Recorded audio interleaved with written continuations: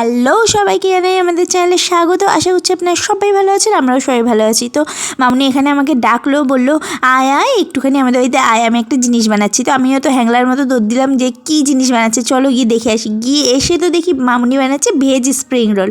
তো আমি বললাম আমিও একটু ভিডিও করি, আমার বন্ধুদের সঙ্গে আমি একটু রেসিপিটা শেয়ার করি। তো অর্ধেক কিছু তো হয়েই গেছিলো, যেমন ধরুন তরকারিটা হয়ে গেছিলো, ময়দা মাখা হয়ে গেছিলো, বেলেও রেখেছিল। তারপরে এরকম করে দেখতেই পেলেন কেমন করে মামুনি তিনখানা একসঙ্গে করে এরকম বেলে নেবে, বেলে নিয়ে ওখানে চাটুটা বসিয়ে দিয়েছে। ওই চাটুটার মধ্যে হালকা একটু সেঁকে নেবে। এই যে চাটুটা বসিয়ে দিয়েছে, গরম হলে হালকা একটু সেঁকে নেবে, মানে রুটির মতো করার একদমই দরকার নেই, একটুখানি সেঁকলেই হয়ে যাবে। তারপরে সেঁকে নিয়ে নামিয়ে ওই তিনটে যে বেলে নিয়েছিল না, ওই তিনটেকে আলাদা করে নেবে। দেখতে থাকুন, দেখতে পারবেন। আর এদিকে প্যানটাও বসিয়ে দিয়েছে তেলটা গরম হওয়ার জন্য। এই দেখুন এইভাবে আলাদা করে নেবে।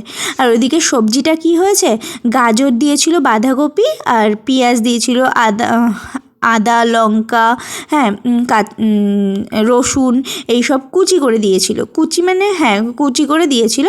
আর হচ্ছে সয়া সস, তারপরে টমেটো সস এইসব দিয়েই আর কি তরকারিটা বানিয়েছিল। বিনসও ছিল তরকারিটার মধ্যে। তো এই দিয়েই আর কি তরকারিটা বানিয়েছিল। আর খেতে কিন্তু খুবই সুস্বাদু হয়েছিল।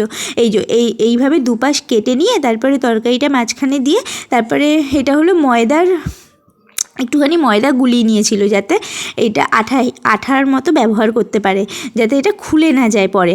তাই এইভাবেই আর কি মুড়িয়ে নিতে হবে, সবকটি এইভাবেই মুড়িয়ে নিতে হবে। আপনারাও দেখতে থাকুন। ওই যে দুই পাশটা কেটে যে বাদ দিয়ে দিল, ওটাকে একদমই নষ্ট করার দরকার নেই। এইগুলো হয়ে যাওয়ার পরে ওই কাটা অংশগুলোকে এমনিই তেলে দেবেন, নিমকির মতো ভাজা হয়ে যাবে। ওটাও খেতে খুবই স্বাদ লাগে। তো যাই হোক, এই যে তেলটাও এখানে গরম হয়ে গেছিলো, মিডিয়াম আঁচে দিয়ে সবকটা ভেজে নিতে হবে। ভাজার পরে তো খুবই সুন্দর টেস্ট হয়েছিল খেতে। এই দেখুন ভাজা হয়ে গেছে। ভাজার পরে আমাদের তো আর তর সইছিল না যে কতক্ষণে খাবো। তারপরে মামুনি একটা কাটলো, কেটে তো খেয়ে বললে হেভি হয়েছে খেতে।